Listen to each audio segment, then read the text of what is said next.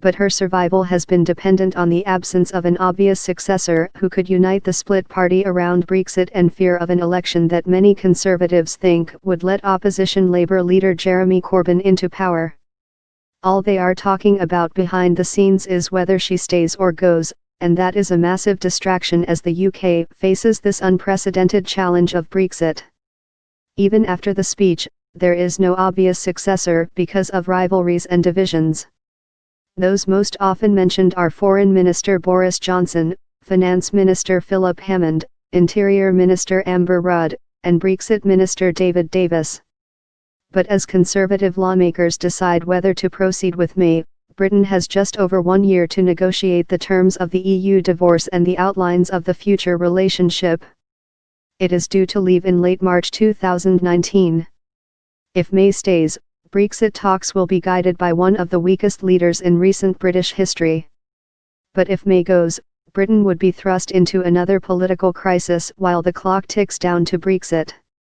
Many business leaders, in Britain and the EU, now fear a disorderly exit that would imperil Britain's $2.5 trillion economy, shock global financial markets and undermine London's position as the only financial centre to rival New York.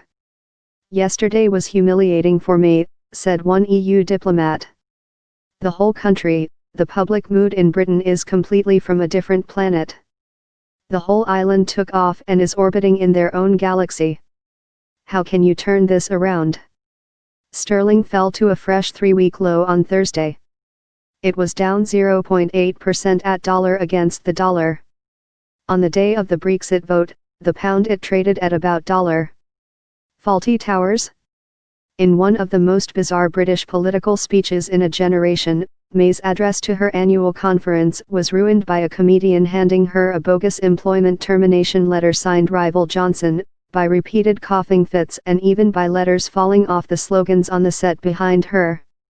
Like the sign outside Fawlty Towers, the missing letters behind Theresa May are an emblem of a tragicomic farce. Who needs Basil's Hotel? We now have the Tory party, The Sun said in an editorial. This entire party has come unstuck.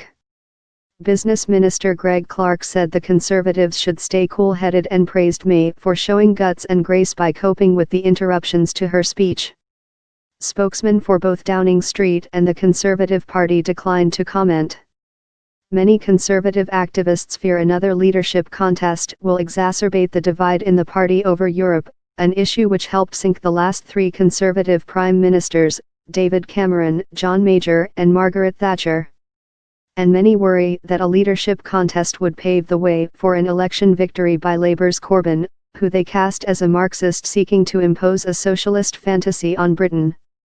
While Johnson is popular with some activists, the leader of the Leave campaign in the 2016 referendum would not get the support of many Brexit opponents in the parliamentary party.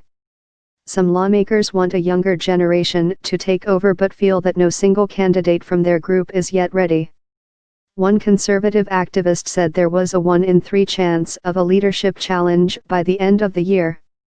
For a challenge, 48 Conservative lawmakers need to write to the chairman of the 1922 committee asking for a confidence vote.